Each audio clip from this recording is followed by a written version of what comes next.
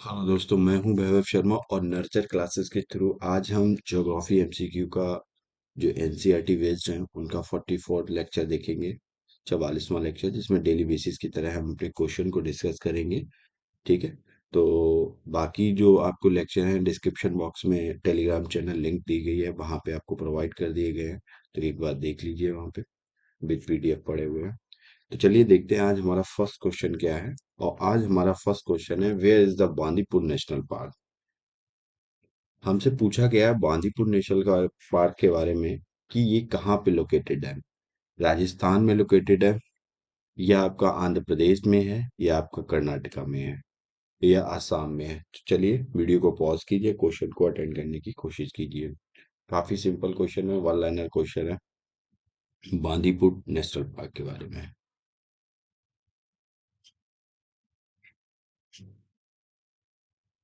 तो देखते हैं बांदीपुर नेशनल पार्क कहाँ पे है, क्या है इसकी स्ट्रेटेजिक लोकेशन है।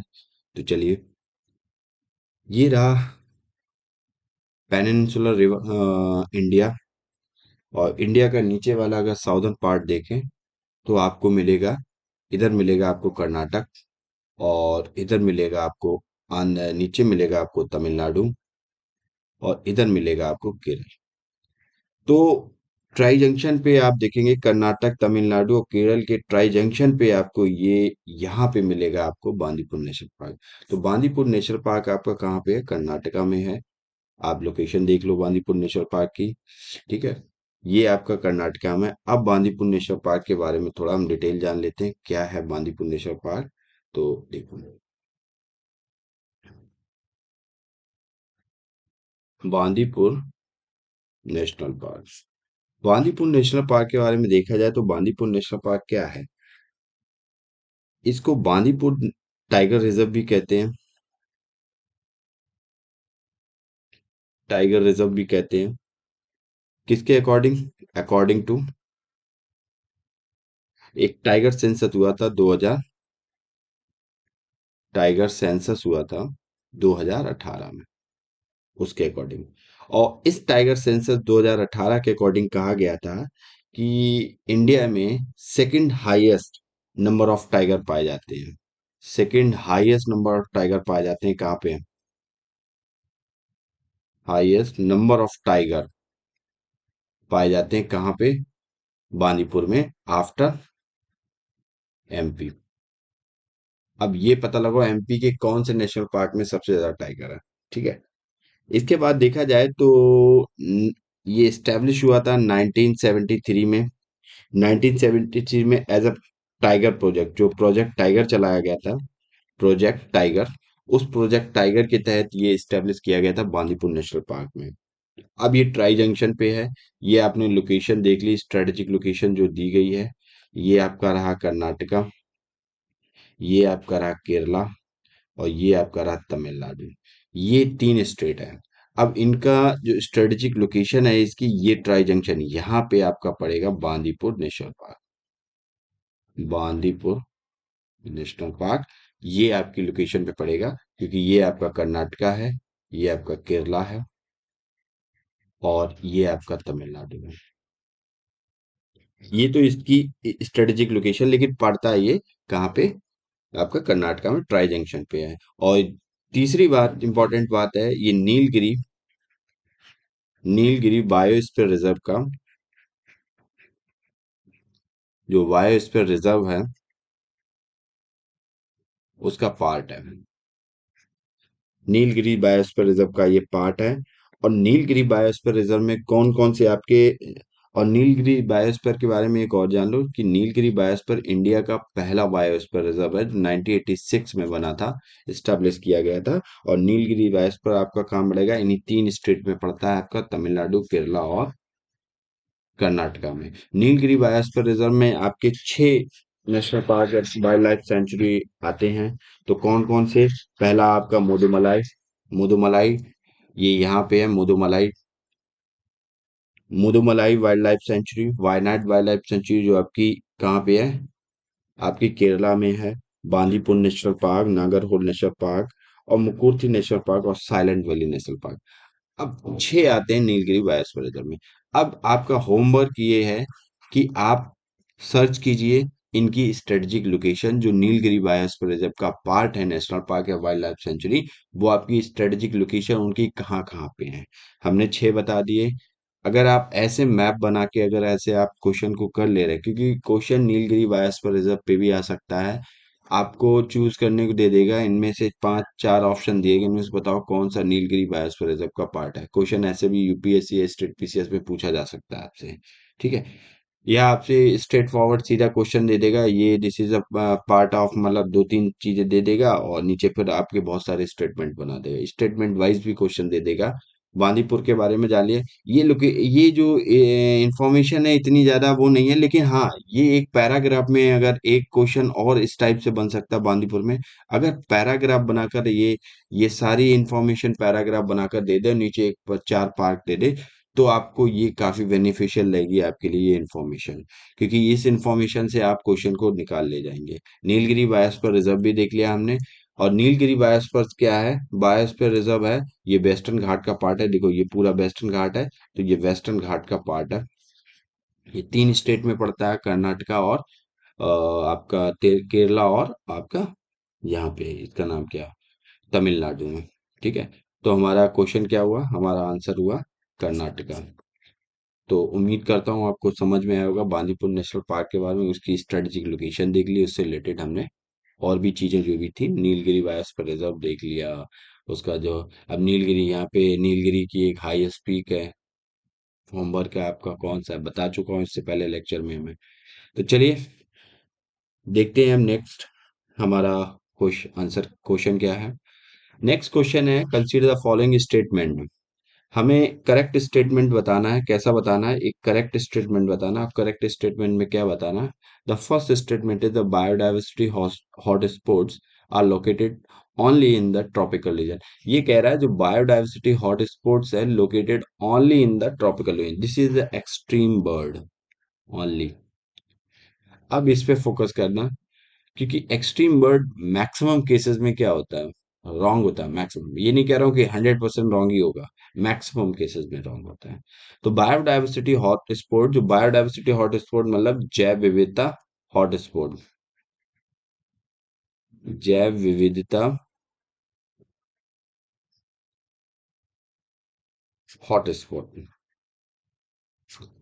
तो जैव विविधता हॉटस्पॉट कह रहा है लोकेटेड है केवल ट्रॉपिकल रीजन में, उष्णकटिबंधीय क्षेत्र में। पहला स्टेटमेंट ऐसा है। दूसरा स्टेटमेंट कह रहा है कि India has 4 biodiversity hotspot, India के पास 4 बायोडाइवर्सिटी हॉटस्पॉट है। ठीक है, कह रहा है ईस्टर्न हिमालय, एक आपका पूर्वी हिमालयन क्षेत्र है, ठीक है, वेस्टर्न हिमालय, ठीक है, फिर कह रहा है वेस्टर्न घाट, ओके, फिर कह रहा है अंडमान एंड निकोबार। चलिए, तो 2 ऑप्शन दिए गए हैं, चूज करना है कौन सा स्टेटमेंट करेक्ट है। अब वीडियो को पॉज कीजिए, क्वेश्चन को खुद से अटेंड कीजिए, क्योंकि आप क्वेश्चन को खुद से अटेंड करेंगे तो काफी ज्यादा आपके लिए बेनिफिशियल है। यहाँ पे एक टॉपिक सीखेंगे हम बायोडाइवर्सिटी हॉटस्पॉट के बारे में, कि इंडिया के बायोडाइवर्सिटी हॉटस्पॉट देखेंगे और वर्ल्ड लेवल पे भी हम बायोडाइवर्सिटी हॉटस्पॉट देखेंगे। ये टॉपिक हमारा क्लियर हो जाएगा, फिर कभी इससे क्वेश्चन आया तो हम कर ले जाएंगे। तो चलिए वीडियो को पॉज कीजिए, खुद से क्वेश्चन को अटेंड कीजिए, वो ज्यादा बेनिफिशियल रहेगा। देखते हैं हम इसका आंसर क्या है। देखो डी इनकरेक्ट है, दोनों स्टेटमेंट कैसे हैं, इनकरेक्ट हैं, क्यों इनकरेक्ट हैं, इसके बारे में हम जान लेते हैं। तो पहला है कि दुनिया में 35 बायोडाइवर्सिटी हॉटस्पॉट है, 35 नहीं 36 आई थिंक। ठीक है, तो have been identify most of which occurs in tropical forest, और ज्यादातर आपके कहाँ पे मिलेंगे, ट्रॉपिकल फॉरेस्ट मिलेंगे। तो represent just 2.3% of earth land surface, जो बायोडाइवर्सिटी हॉटस्पॉट हैं दुनिया के, जो 36 बायोडाइवर्सिटी हॉटस्पॉट्स हैं, वो पूरे अर्थ सरफेस का जो लैंड है वो 2.3% लैंड कवर करते हैं। अब ये इंफॉर्मेटिव है, की पॉइंट्स हैं, इनको आप नोट करते जाइए, क्योंकि ये आपके लिए ज्यादा बेनिफिशियल है। But between then the contain around the 50% of the world endemic plants. Endemic plant मतलब एक पर्टिकुलर स्थान पे पाए जाते हैं, जैसे कोई एक स्पीसीज है प्लांट की, वो केवल जैसे भारत में ही पाई जाती है, तो कह सकते हैं वो एंडेमिक प्लांट है ये भारत के लिए। ठीक है, and 42% of all territorial vertebrate. ठीक है, India host four biodiversity hotspots कौन कौन से? एक तो आपका हिमालय आ जाता है, वेस्टर्न घाट आ जाता है, इंडो बर्मा रीजन आ जाता है, और आपका सुंडा लैंड आ जाता है, जिसमें आपका निकोबार ग्रुप ऑफ आइलैंड आ जाता है। तो अब आप समझ गए, ओनली ट्रॉपिकल रीजन में नहीं है, सब ट्रॉपिकल रीजन में भी आता है। सब ट्रॉपिकल या टेम्परेट रीजन में भी आ जाता है आपका बायोडाइवर्सिटी, क्योंकि हिमालय रीजन सब टेम्परेट रीजन में आ जाता है भारत के। ठीक है, तो पहला इसलिए गलत हो गया। दूसरा, India has a four biodiversity, देखो ईस्टर्न वेस्टर्न हिमालय नहीं है, ये आपके दोनों गलत हैं। यहाँ पे सिर्फ हिमालय है, वेस्टर्न घाट है। ठीक है, अंडमान निकोबार, मतलब ये निकोबार आइलैंड है, लेकिन ये अंडमान नहीं है, तो अंडमान आइलैंड्स नहीं है, तो ये भी नहीं होगा। इसकी जगह क्या होगा? सुंडा लैंड। अभी हम देखेंगे मैप पे सुंडा लैंड कहाँ पे है। तो ये है, और एक आपका कौन सा है? एक आपको होगा इंडो बर्मा रीजन हो जाएगा। तो इसलिए हमारा आंसर क्या हो गया? नाइदर वन नाइदर टू, क्योंकि करेक्ट पूछा था, इनकरेक्ट पूछता तो बोथ वन एंड टू हो जाता। तो ठीक है, इस टाइप का ये क्वेश्चन हो गया। अब हम देखते हैं बायोडाइवर्सिटी हॉटस्पॉट के बारे में, कि बायोडाइवर्सिटी हॉटस्पॉट क्या होता है। देखो, ये भारत के चार बायोडाइवर्सिटी हॉटस्पॉट है। एक आपका ये हिमालयन, एक आपका ये वाला रीजन जो ईस्टर्न हिमालयन रीजन आ जाता है आपका। ठीक है, और एक आपका वेस्टर्न घाट आ जाता है, एक आपका सुंदरलैंड आ जाता है। अच्छा, ईस्टर्न हिमालयन रीजन को ही हम कह देते हैं, इसको ही कह देते हैं Indo Burma, Indo Burma region.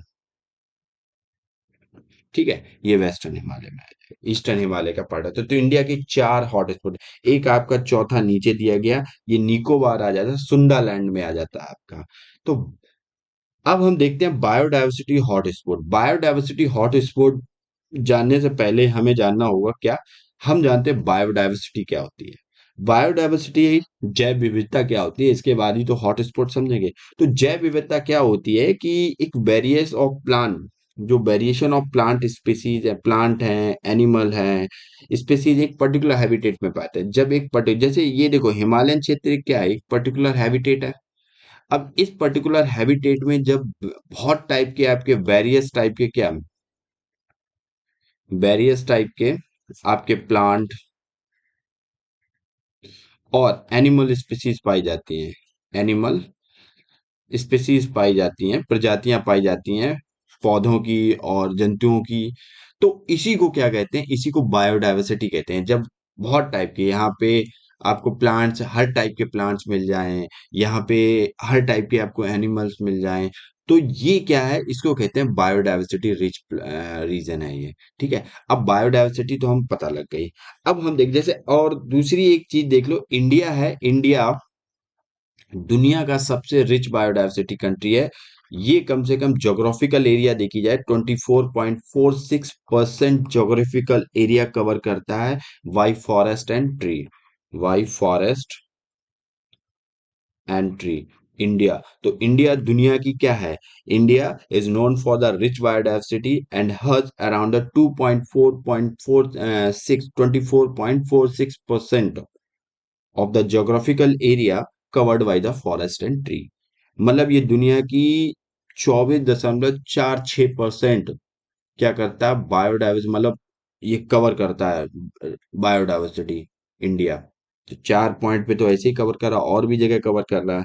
ठीक है, अब देखते हैं बायोडाइवर्सिटी हॉटस्पॉट क्या होता है। बायोडाइवर्सिटी हॉटस्पॉट के बारे में देखा जाए तो biodiversity hotspot is a region, एक रीजन है, एक ऐसा रीजन होता है, देखो एक रीजन ही तो है, एक ऐसा रीजन जहाँ पे आपकी prime location for the existence of the rich biodiversity, जहाँ पे आपकी बहुत ज्यादा रिच बायोडाइवर्सिटी भी हो, but also faces the threat of destruction, और जहां पे डिस्ट्रक्शन का खतरा भी हो। ठीक है, डिस्ट्रक्शन का खतरा भी हो, और साथ ही साथ में एंडमिज्म भी हो। क्या हो? एंडमिज्म, जिसे कहते हैं स्थानिकता। अब एंडमिज्म क्या होता है? देखो, कोई भी प्लांट्स केवल, जैसे हम कहते हैं कि केवल वो वेस्टर्न घाटी में पाया जाता है और कहीं नहीं पाया जाता है, तो वो क्या हो गया? वो प्लांट की स्पीसीज एंडेमिक हो गई। कि पैंडेमिक होता है पूरे वर्ल्ड लेवल में कहीं भी पाया जाता है, एंडेमिक होता है कि इंडिया के किसी मतलब जैसे किसी एक पर्टिकुलर क्षेत्र में ही पाई जाती है, पूरी दुनिया में वो कहीं नहीं पाई जाती है, तो वो एंडेमिज्म हो गई, स्थानिकता हो गई। तो बायोडाइवर्सिटी हॉटस्पॉट समझ गए कि रिच भी हो और वहां पे थ्रेट भी ज्यादा हुआ और डिस्ट्रक्शन फेस कर रहा हो, तो इसको कहते हैं बायोडाइवर्सिटी हॉटस्पॉट कहते हैं। अब देखो वेस्टर्न घाट के बारे में देख लो, तो अगर chain of hills that run of long western edge of the peninsular river, ये पूरी एक चैन है टाइप की। और इसमें देखें यहाँ पे सबसे ज्यादा फॉरेस्ट वो मॉइस्ट डेसिडुअस फॉरेस्ट हैं, रेन फॉरेस्ट, एवरग्रीन फॉरेस्ट मिलेंगे आपको। Region show the high species diversity as well high level of endemism, बहुत ज्यादा एंडेमिज्म हाई लेवल मिलेगा। वहीं आप ईस्टर्न हिमालय देख लो, तो यहाँ पे जो कितनी है 163 ग्लोबली थ्रेटेंड स्पीसीज पाई जाती हैं, including the one horn rhinoceros यहाँ पाया जाता है आसाम में, आपका काजीरंगा नेशनल पार्क में। तो ये क्या डिस्ट्रक्शन थ्रेट थ्रेट का भी डिस्ट्रक्शन फेस कर रहे हैं वो। तो आप हॉटस्पॉट का ये पूरा आपका नोट्स है। अब हम वर्ल्ड लेवल पे हॉटस्पॉट देख लेते हैं। तो दुनिया में 36 हॉटस्पॉट हैं, ये देखो सारे हॉटस्पॉट हैं, जैसे सुंडालैंड। अब हम इसकी बात कर रहे थे, ये है आपका सुंडालैंड। और सुंडालैंड ये देखो आपका इतना बड़ा है, ये सुंडालैंड हॉटस्पॉट, ये आपका सुंडालैंड हॉटस्पॉट है, जिसमें आपका इंडोनेशिया और ये बोर्नियो आइलैंड, आपका मलेशिया, ये सारे आ जाते हैं। और भारत का जो अंडमान निकोबार का नीचे वाला निकोबार पार्ट है वो भी आ जाता है, तो इसे सुंडालैंड हॉटस्पॉट भारत में भी आ गया है। ठीक है, बाकी आपका वेस्टर्न घाट, हिमालयन, इंडो बर्मा, बर्मा में आपका पूरा ये वियतनाम, लाओस, इंडिया का नॉर्थ ईस्ट पार्ट, ये सारा आ जाता है, इसलिए इंडो बर्मा क्षेत्र भी भारत के हॉटस्पॉट में है। ठीक है, बाकी बर्मा आ जाता है आपका, वियतनाम, लाओस, कम्बोडिया, थाईलैंड, ये सारे इंडो बर्मा में आ जाते हैं आपके। और ये देखो इंडिया दुनिया के सबसे ज्यादा हॉटस्पॉट वाले क्षेत्र हैं। ठीक है, आप न्यूजीलैंड देख लो, पूरा हॉटस्पॉट बायोडाइवर्सिटी हॉटस्पॉट क्षेत्र है। तो ये 35 बायोडाइवर्सिटी हॉटस्पॉट क्षेत्र आपको दिए गए हैं। ठीक है, ये वर्ल्ड लेवल कैलिफोर्निया हो गया आपका, इधर देखो यूएसए में। तो उम्मीद करता हूँ बायोडायवर्सिटी हॉटस्पॉट आपको समझ में आ गया, बायोडायवर्सिटी क्या होता है और इंडिया कितना बायोडायवर्सिटी है। Biodiversity rich area, geographical area cover करता है 24.46, सबसे ज्यादा rich biodiversity hotspot area cover करता है भारत। और यहाँ पे बायोडायवर्सिटी क्या होती है, जहाँ पे एक ऐसा हैबिटेट जहाँ पे various plant and animal species पाए जाते हैं आपके। ठीक है, तो वो बायोडायवर्सिटी होता है। हॉटस्पॉट देख लिया, जहाँ पे रिच एनिमल मतलब आपके एक ऐसी प्राइम लोकेशन जहाँ पे एग्जिस्टेंस करें और रिच बायोडायवर्सिटी हो और फेस भी कर रही हो थ्रेट ऑफ डिस्ट्रक्शन को। तो चलिए, हमने आज जाना बायोडायवर्सिटी हॉटस्पॉट के बारे में, जैव विविधता हॉटस्पॉट जिसे कहते हैं। नेक्स्ट क्वेश्चन है हमारा, India is the largest T producing country in the world. कह रहा भारत है दुनिया में सबसे बड़ा एक टी प्रोड्यूसिंग मतलब चाय उत्पादकता वाला देश है। भारत दुनिया का सबसे बड़ा चाय उत्पादकता वाला देश है। It is grown in which of the following state mainly. और इंडिया में सबसे ज्यादा टी कहाँ प्रोड्यूस होती है, ये बात की गई है। तो पंजाब में टी प्रोड्यूस होती है, हरियाणा, बिहार, असम। देखो यहाँ पे जो पॉइंट जो आपको ऑप्शन दिए हैं, बहुत इजीली ऑप्शन दिए गए हैं ये। और इनको बहुत इस क्वेश्चन को बहुत इजीली आप कर सकते हो। कैसे? क्योंकि अगर आप थोड़ा लॉजिकल दिमाग लगाओगे तो ये क्वेश्चन हो जाएगा। इस क्वेश्चन को छोड़ना मतलब कोई वो नहीं बनता है।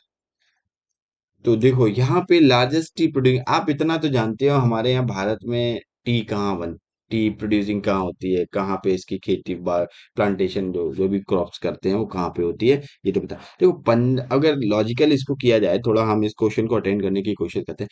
पंजाब क्षेत्र भारत के कहाँ नॉर्थ वेस्ट पार्ट में है। अब यहाँ पे तो आपकी सर्द बर्द पड़ती है, यहाँ पे तो आपने कभी टी प्रोडक्शन देखा नहीं है, तो ये तो हो नहीं सकता। हरियाणा पंजाब के जस्ट नीचे लगा, हो ही नहीं। अब बिहार बिल्कुल आपके यूपी के बगल में नीचे हिमालय के नीचे लगा है, तो यहाँ पे भी लोकेशन बनती नहीं है। तो आपकी नॉर्थ ईस्ट स्टेट एक डिफरेंट बिल्कुल दिया गया है, तो आपका स्टेट हो जाएगा आसाम। तो चलिए देख लेते हैं बाकी इसके बारे में। India is the largest T producing country in the world. India दुनिया में सबसे ज्यादा टी प्रोड्यूस करने वाला देश है। It is grown in Assam mainly, और सबसे ज्यादा टी प्रोड्यूस कहाँ होती है, आसाम में होती है। Assam producer largest volume of tea in India. Assam tea is known for the its body. Bright colour होता है, रिच फ्लेवर होता है, अरोमा होता है। Tea states of the Assam are world largest tea growing region, grow in the low land of Assam in the valley of Brahmaputra river.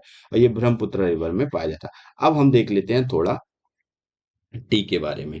अगर हम T के बारे में देखें तो टी प्रोडक्शन इन इंडिया, अगर हम देखें टी प्रोडक्शन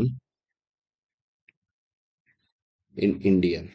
अब इंडिया में टी प्रोडक्शन जो चाय की उत्पादकता होती है उसके बारे में देखा जाए तो देखो, आपने ये तो जान लिया इंडिया दुनिया का सबसे बड़ा टी प्रोडक्शन है, ये भी देख लिया पॉइंट। असम आपने देख लिया कि प्रोड्यूस सबसे ज्यादा लार्ज वॉल्यूम में क्या करता है, प्रोड्यूस करता है चाय को भारत में। ठीक है। असम के अलावा टी प्रोडक्शन और कहाँ होती है, आपकी दार्जिलिंग में देखने को मिलेगी। आपकी दार्जिलिंग में देखने को मिलेगी। और दार्जिलिंग कहाँ है, आपके नॉर्थ वेस्ट बंगाल में आपका पड़ता है। आपको नीलगिरी हिल्स में भी देखने को मिलेगी। नीलगिरीज में आपको वहां पे भी जो साउथ इंडिया में है, अभी हमने देखा था पीछे नीलगिरी कहाँ पे है, तो साउथ इंडिया में है। कितने स्टेट में है, अब इस पे भी एक वन लाइनर क्वेश्चन बन जाता है। ठीक है। तो यहाँ पे भी आपको टी प्रोडक्शन देखने को मिलेगी। अब टी प्रोडक्शन की अगर आप देखें क्लाइमेटिक कंडीशन क्या होती है, क्लाइमेटिक कंडीशन अगर इसकी देखी जाए क्या क्या क्लाइमेटिक कंडीशन होनी चाहिए, क्योंकि देखो ये बहुत जरूरी है, यहाँ पे क्वेश्चन बन जाता है क्लाइमेटिक कंडीशन पे। आपको एक पैराग्राफ में क्लाइमेटिक कंडीशन दिया जाएगा, फिर पड़ेगा एक related to in which of the following crop. आपको पैडी दे देगा, आपको वीट दे देगा, आपको मेज दे देगा, आपको टी प्रोडक्शन दे देगा, कॉफी दे देगा, ये सारे दे देंगे। यहाँ पे एक क्वेश्चन बन जाता है आपका। तो क्लाइमेटिक कंडीशन अगर देखी जाए तो सबसे पहले क्या है, ट्रॉपिकल एंड सब ट्रॉपिकल रीजन में पाई जाती है। ट्रॉपिकल एंड सब ट्रॉपिकल रीजन,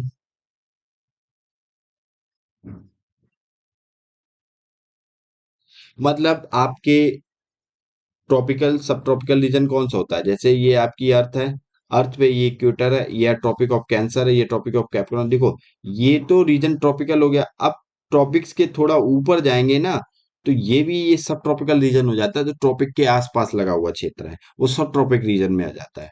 ठीक है। तो ट्रॉपिक एंड सब ट्रॉपिकल रीजन हो गया आपका जो उष्ण कटिबंधीय और सब उपोष्ण कटिबंधीय रीजन जो क्षेत्र हो गया वो हो गया, वहां पे पाई जाती है। इसके लिए क्या है, deep and fertile well drained soil चाहिए। Deep and fertile well drained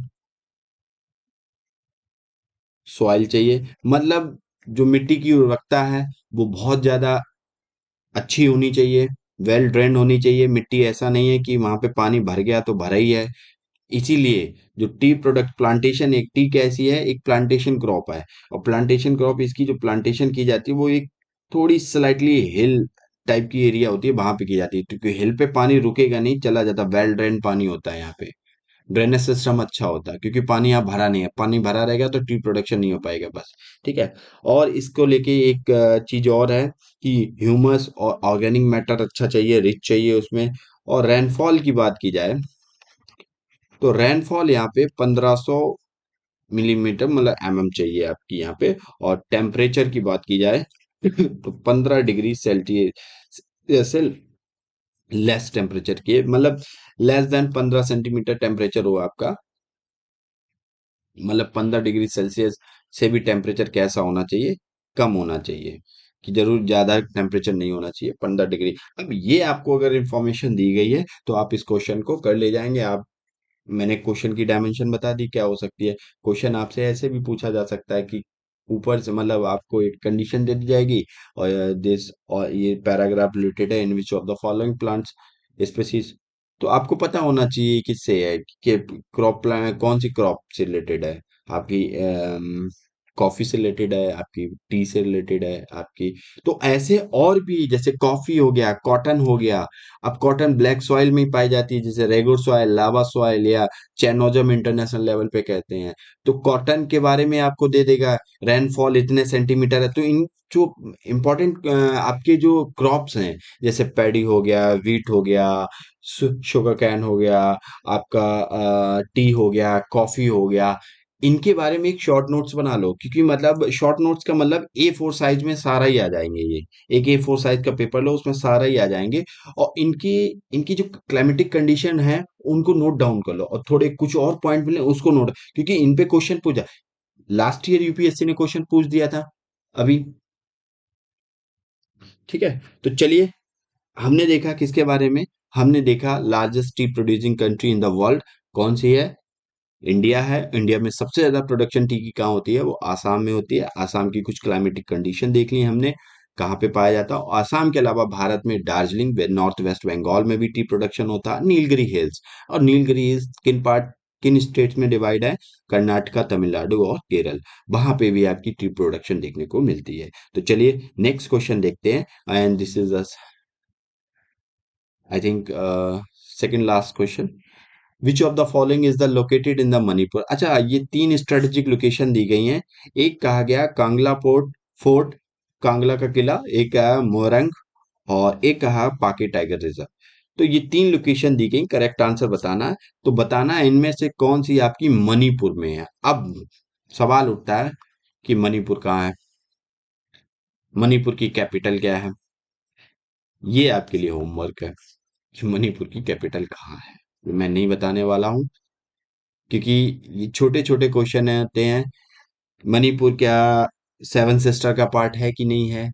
तो इस टाइप के जो क्वेश्चन बनते हैं, मणिपुर में कौन सी हिल्स हैं, मणिपुर की स्ट्रेटेजिक लोकेशन क्या है, मणिपुर किन किन स्टेट से, कौन सी कंट्री से बाउंड्री शेयर करता है, या करता भी है कि नहीं करता है किसी कंट्री से बाउंड्री शेयर। तो ये सारी चीजें आपको देखनी होंगी।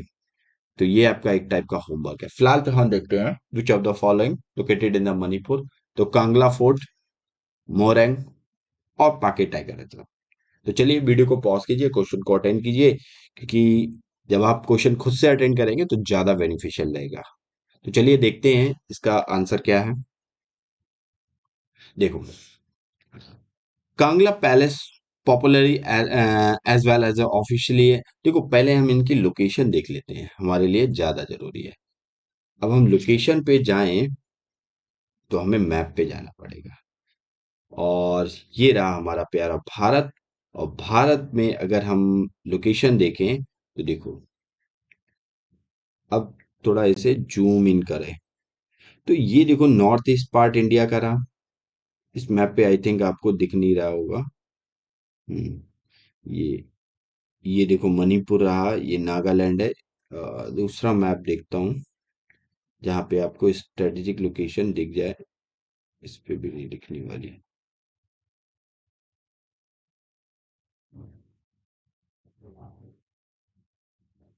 अ, यहाँ पे हरवन पीस। हाँ, शायद थोड़ा इसमें क्लियरली दिख रहा है। ये देखो इंडिया का नॉर्थ ईस्ट पार्ट। ये जो लाइन जा रही है आपकी, ये जो लाइन जा रही है, ये कौन सी लाइन है। ये एक लाइन नहीं है, ये एक ब्रह्मपुत्र रिवर है, जिसका भारत में नाम असम में जैसे ही घुसती है। वैसे तो इसका नाम सांगपो रिवर होता है। जैसे ही असम में घुसती है तो इसका एंटर करती है, इसका नाम हो जाता है ब्रह्मपुत्र। ये कई बार डिस्कस कर चुके हैं हम इसके बारे में। अब देखो, ये नॉर्थ ईस्ट इंडिया का मैप है। नॉर्थ ईस्ट इंडिया में देखो, ये आपका रहा मणिपुर। ये रेड वाला इधर वाला पार्ट देखो, ये वाला, ये कर्सर जहां पे जा रहा है, ये आपका मणिपुर रहा। और मणिपुर के ऊपर आपका नागालैंड रहा। ये आपका नागालैंड रहा। और नागालैंड के ऊपर आपका मिलेगा अरुणाचल प्रदेश। अब हम देखते हैं कार्ला, जो हमारा लोकेशन थी, वो आपकी देखो यहीं पे पड़ती है।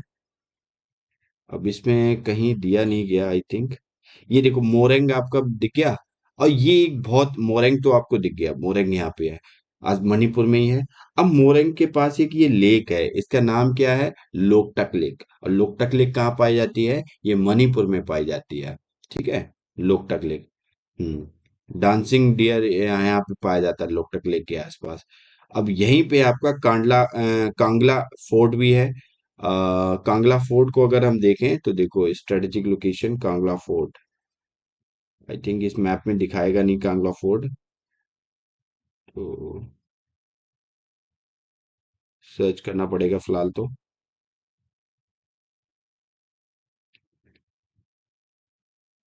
कांगला फोर्ट मणिपुर में है आपका। इस पे लोकेशन में नहीं दिखा रहा। अच्छा, पाके टाइगर रिजर्व देख लिया जाए, कैपिटल इसकी दिख गई है, पाके टाइगर रिजर्व देख लिया जाए। और पाके टाइगर रिजर्व आपका कहाँ मिलता है?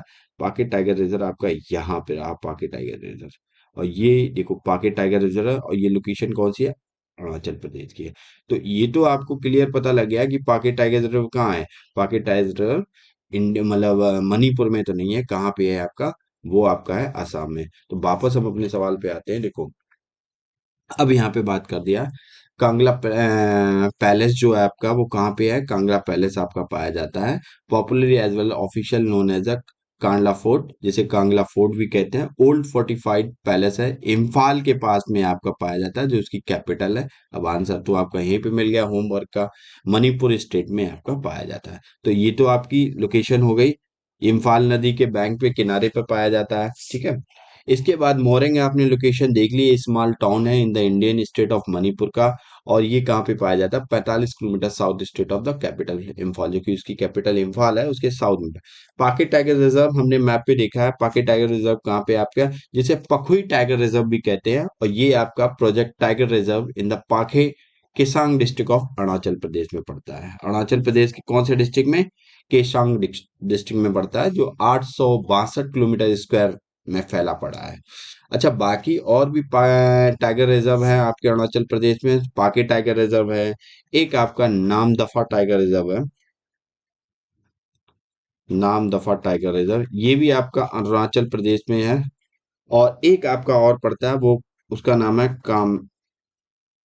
कामलांग टाइगर रिजर्व, ये भी आपका अरुणाचल प्रदेश में पड़ता है। तो आंसर हमारा क्या हुआ? ये तो हुआ, पाके टाइगर रिजर्व नहीं है, तो 1 2 हमारा आंसर होगा, क्योंकि करेक्ट पूछा था। नामदफा और कामलेक की लोकेशन आपको मैप पे सर्च करनी होगी। फिलहाल तो हम बता सकते थे, लेकिन ये आपके लिए होमवर्क है कि नामदफा टाइगर रिजर्व और कामरेंग और पाके, तीन जो टाइगर रिजर्व है, ये तीनों के कहाँ पे हैं? ये तीनों आपके अरुणाचल प्रदेश में हैं। लेकिन एक की लोकेशन तो हमने आपको दिखा दी, पाके टाइगर रिजर्व। बाकी नामदफा और कामलांग की आपको लोकेशन देखनी पड़ेगी मैप पे। ये आपके लिए होमवर्क है। तो चलिए नेक्स्ट क्वेश्चन देखते हैं। हमारा नेक्स्ट क्वेश्चन है, द पोजीशन ऑफ, जो पोजीशन है of the planet, of a planet, किसी भी ग्रह, जो ग्रह की पोजीशन होती है, when it is the nearest to the sun, जब वो सन के नियरेस्ट होती है। देखो क्या होता है, ये हमारा सन है। अब सन में कुछ प्लैनेट हमारे होते हैं कि डिफरेंट टाइप ऑर्बिट में सन के चारों तरफ रिवॉल्यूशन करते हैं। एक तो करते हैं, कोई सर्किल में करते हैं, जिनकी रिवॉल्यूशन, जो जिनका ऑर्बिट होता है, वो जिनका जो सन के चारों तरफ चक्कर लगाने का जो पाथ होता है वो सर्कुलर होता है, ठीक है। और किसी किसी का ऑर्बिट कैसा होता है, किसी किसी का ऑर्बिट सर्कुलर ना होके इलिप्टिकल टाइप का होता है, ठीक है। किसी का एक बहुत बड़ा इलिप्टिकल टाइप का बना देता है, तो हर टाइप के स्फेरिकल टाइप का होता है। तो इस टाइप के होते हैं। तो जो अर्थ है हमारी, अर्थ एक सर्कुलर पाथ पे रोटेशन नहीं, मतलब रिवॉल्यूशन नहीं कर रही है सन के चारों तरफ।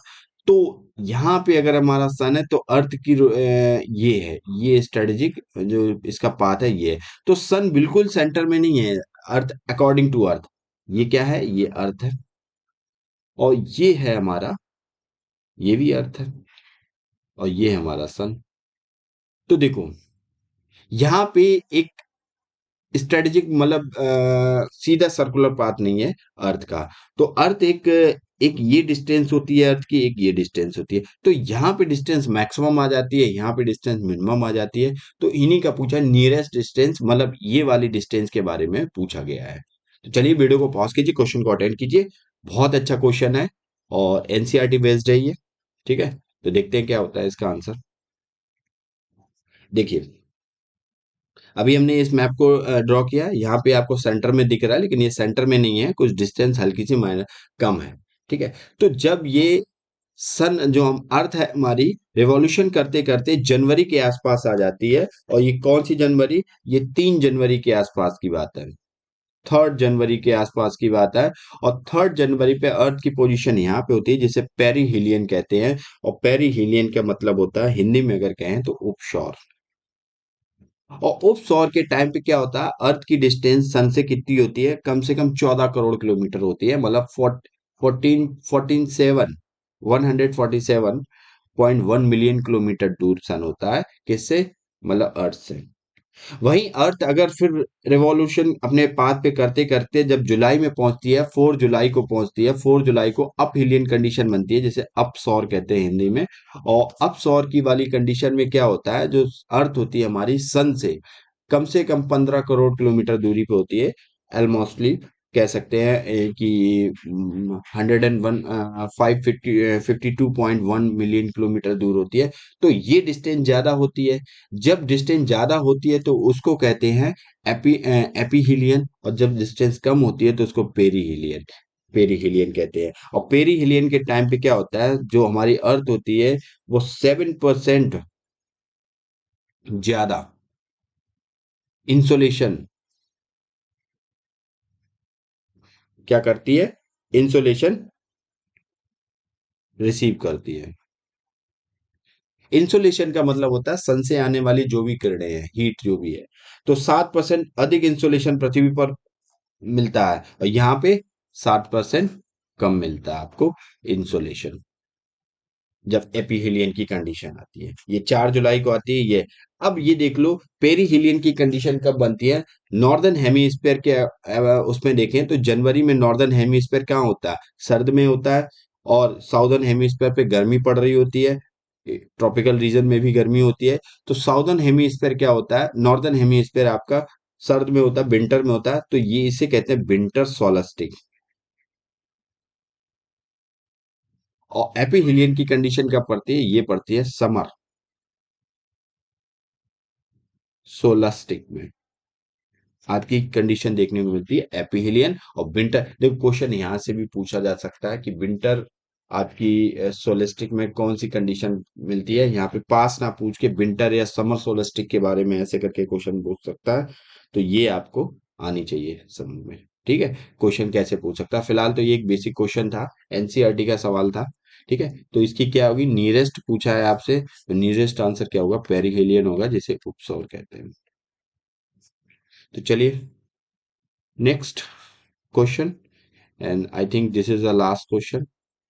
वर्ल्ड मैप पे है, which of the following countries are bordered by the both Black Sea and Mediterranean Sea. अभी कई बार ब्लैक सी मेडिटेरियन सी की हम बात कर चुके हैं। तो ब्लैक सी और मेडिटेरियन सी से इनमें से कौन सी कंट्री हैं जो आपकी ब्लैक सी और मेडिटेरियन सी से बाउंड्री शेयर करती हैं। एक तो आपको गया टर्की, दूसरा आपको दिया साइप्रस, तीसरा ग्रीस। करेक्ट बताना है, 1 1 2 2 3 एंड 3। देखो तीनों तो नहीं है, क्योंकि ऑप्शन से ही हमें क्लियर हो गया। थोड़ा लॉजिकल भी जाओ। अब एलिमिनेशन से क्वेश्चन ये हो सकता है, एक एलिमिनेट करो, आंसर शायद निकल आए। ठीक है, तीनों तो नहीं है, इतना श्योर है। अब हम देखते हैं इसको मैप पे। तो वर्ल्ड मैप पे देखा जाए, हमारे भारत से जरा वेस्ट में चलेंगे, प्यारा भारत। और भारत से वेस्ट में चलेंगे तो आएगा आपका मेडिटेरियन सी। और मेडिटेरियन सी में देखो ये आपको मिलेगा, ये वाला जो पोर्शन है, दिस इज अ ब्लैक सी। ये पूरा ये वाला ब्लैक सी है आपका।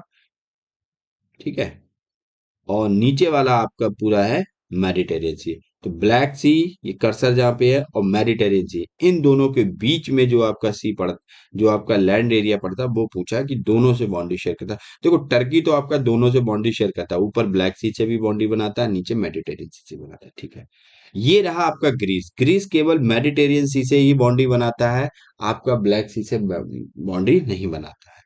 देखो कि यहाँ पे देखो ये लॉक हो गया, किससे, आपका टर्की का पार्ट है। ये रहा आपका छोटा सा आइलैंड कंट्री साइप्रस। और साइप्रस ये क्या है, पूरा का पूरा एक आइलैंड कंट्री है, क्योंकि मेडिटेरियन सी में केवल दो ही आइलैंड कंट्री हैं, एक तो साइप्रस है और एक आपकी यहाँ पे पड़ती है माल्टा।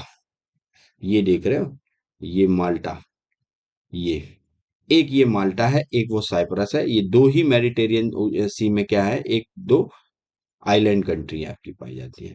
तो साइप्रस के बारे में देख लिया, ग्रीस के बारे में देख लिया, क्या कि ये दोनों क्या क्या बाउंड्री शेयर नहीं करती हैं आपकी कहाँ पे, ब्लैक सी से। बाकी हम अपने क्वेश्चन पे आते हैं। तो क्वेश्चन हमारा क्या है, हम्म, तो देखो टर्की करता है, ग्रीस ने, साइप्रस नहीं करता, लैंडलॉक कंट्री पूरा मेडिटेरेनियन सी में है। ग्रीस भी नहीं करता, पूरा मेडिटेरेनियन से। आंसर हमारा क्या होगा, वन हो गया। बाकी हम देख लेते हैं। देखो ये तो हमारा रहा ब्लैक सी, ब्लैक सी, और नीचे आपका मेडिटेरियन सी। ठीक है। अब देख लो यहाँ पे थोड़ा इंपॉर्टेंट जो भी पॉइंट है। ब्लैक सी से अगर जब आप टर्की में ही, ब्लैक सी से जब आप मेडिटेरियन सी में आना है, क्योंकि ब्लैक सी एक लैंडलॉक नहीं है। ठीक है, ब्लैक सी से आप मेडिटेरियन सी वर्ल्ड में कहीं जा सकते हो, लेकिन ब्लैक सी से मेडिटेरियन सी में आने के लिए एक पास से गुजरना पड़ता है, और जिस पास का नाम क्या है, Bosphorus straight. Bosphorus straight. Bosphorus straight से आप सी ऑफ मरमरा में आएंगे। ये जो बॉडी देख रही है, ये आपको है, ये सी ऑफ मरमारा। और सी ऑफ मरमरा कौन, बॉस्फोरस स्टेट द्वारा ब्लैक सी को और सी ऑफ मरमरा से कनेक्ट करता है, बॉस्फोरस स्टेट। इसके बाद ये स्टेट एक लोकेशन पड़ेगी, this is the Dardanelles state, Dardanelles strait. और डार्डनल स्टेट से आप आओगे एजियन सी में, एजियन, एजियन सी। और एजियन सी किसका पार्ट है, एजियन सी बच्चों पार्ट है किसका, मेडिटेरियन सी का पार्ट है। और फिर आप मेडिटेरियन सी में आ जाओगे, ये ग्रीस है जिसकी कैपिटल एथेंस है, ये टर्की है जिसकी कैपिटल यहाँ पे है, और वो क्या है, अंकारा। और यहाँ पे बहुत ही एक महत्वपूर्ण, ये सॉरी, ये है अंकारा आपका, ये आपका अंकारा, सी ऑफ मरमरा। ठीक है, ये अंकारा, ये साइप्रस है।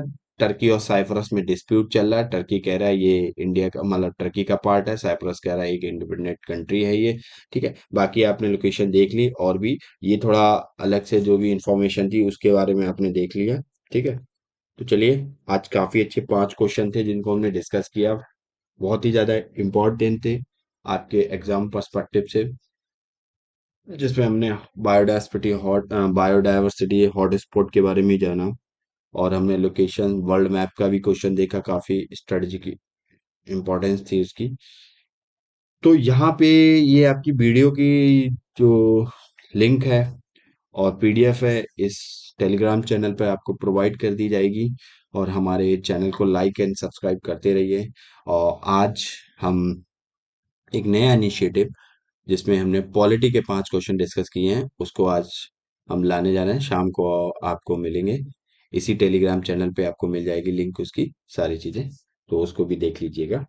तो चलिए, इसी नोट पे हम वीडियो को फिनिश करते हैं। God bless you all and जय हिंद।